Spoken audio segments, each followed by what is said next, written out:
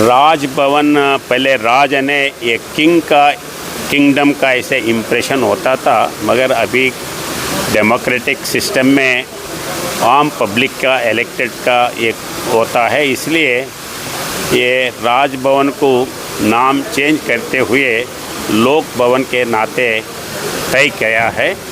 ये कल से इसका नाम लोक भवन होगा, ये तय करे हैं और इम्प्लीमेंटेशन कल से आएगा, 1 दिसंबर से आएगा। आम पब्लिक आ सकती है अंदर? हाँ, आम पब्लिक आने के लिए भी टाइमिंग्स फिक्स किए हैं, पहले भी मैं बोल चुका हूँ।